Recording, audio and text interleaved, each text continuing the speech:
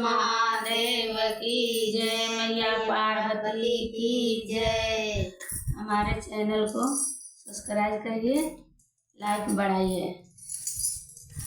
मोर बालमुआ हो बाबा धाके दर्शन करा द।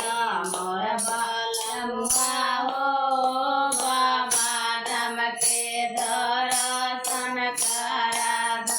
ओई बाबा धामावा में देवका लड़ी गाला। ओई बाबा धामावा में गेरुआ सड़ी बिकाला। मोर बालमुआ हो सड़िया पर ओम लिखवा द। मोर बालमुआ हो सड़िया पर ओम लिखवा द। मोर बालमुआ हो बाबा धाम के दर्शन करा द।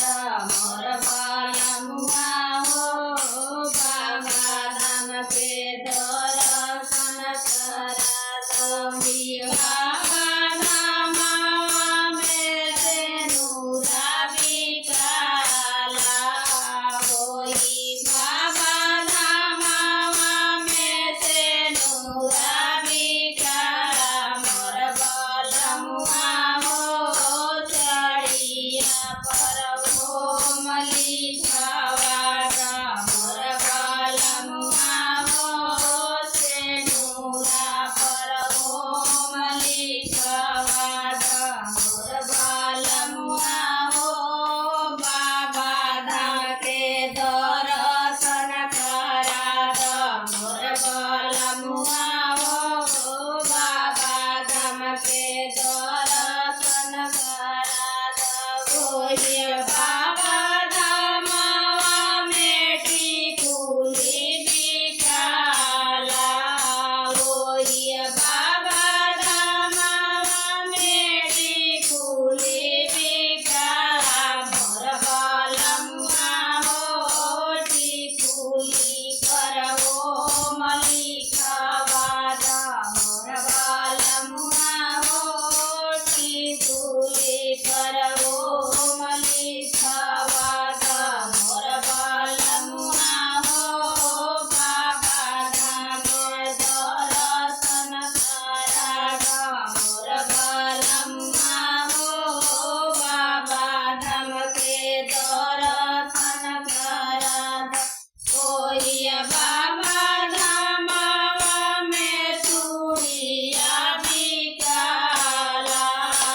ओई बाबा धामावा में चूड़िया बिकाला। मोर बालमुआ हो चूड़िया पर ओम लिखवा द।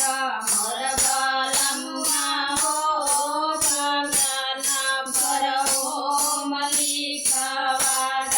मोर बालमुआ हो बाबा धाम के दर्शन करा द।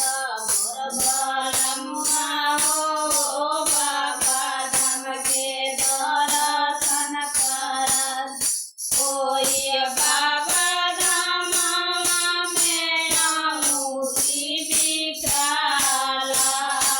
ओई बाबा धामावा में अंगूठी बिकाला। मोर बालमुआ हो अंगूठी पर ओम लिखवा द।